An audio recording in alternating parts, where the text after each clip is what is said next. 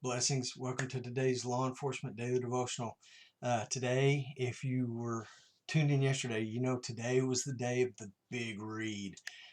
We had 10 different chapters in Psalm, but it felt like as we got closer to the end, the Psalms just kept getting shorter and shorter, and it was really a pretty easy read. We went over 42, 53, 58, 81, 101, 111, 130, and 131, 141, and 146. And just as I suspected, there are more law enforcement takeaways in this than we have time to talk about in this short video. But getting right into it, Psalm 58 is really a psalm that David wrote against corrupt systems of justice. And there's a lot of injustice, especially as we read verse 1. Do you indeed speak righteousness, O gods? And it is a little lowercase g gods. It's not talking about our God. It's talking about all these people who sit in positions of authority like Pharaoh and others who think they're gods. So it's a little g God. So don't misinterpret that. Then he goes on and says, do you judge uprightly, O sons of men? With a question mark. And, he's calling them out on their injustice. Um, Again, verse 2 goes right along with that. Verse 3, people are not walking in the ways that God has set before them. God set a path before us as law enforcement officers, and we are to walk in it.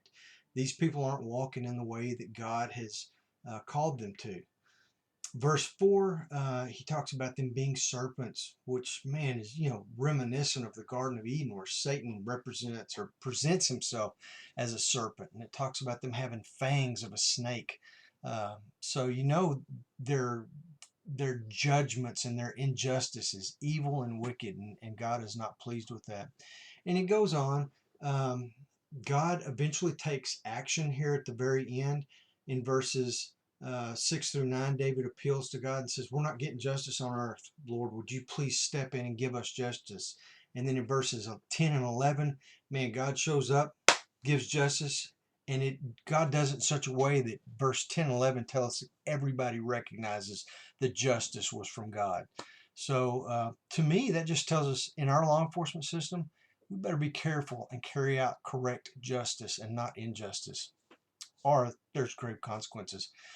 Psalm 101, man, this is such an incredible psalm. It is an oath. And if you've ever heard me talk about oaths before, as a police officer, every year I would look at my oath of office for my police job, on which department I was in, and I would put it right alongside Psalm 101, and I would repeat both oaths once a year. And every once in a while, not every year, but every once in a while, I'd have the officers on my shift repeat and recite the oath of office. And then I would just suggest to them reading Psalm 101 and also taking that oath. But just read that. That is an incredible oath, and it just goes right along with our job and what we're called to do and expected to do. Going on to Psalm 111, verse 7. It says, the works of his hands are truth and justice. Man, has this not been an incredible theme throughout Psalms? I mean, Psalms is a book that just is chock full of lessons and takeaways for law enforcement officers, things that we can use every day. But then again, there's a lot of books like that. It's just, we're in Psalm right now, and man, I just see this theme of God being a God of justice throughout. I hope you were able to get all this stuff read today. If you haven't, just take some time, go back, read them. Like I said, they're pretty short. Tomorrow, it feels like a makeup day. I mean, tomorrow we read Psalm 2, 22, and 27. You just got 3 Psalms to read. So after this 10 Psalm day, we've got 3 easy Psalms tomorrow. So come back tomorrow. Let's discuss the law enforcement takeaways and see what God has for us. So be safe. See you tomorrow.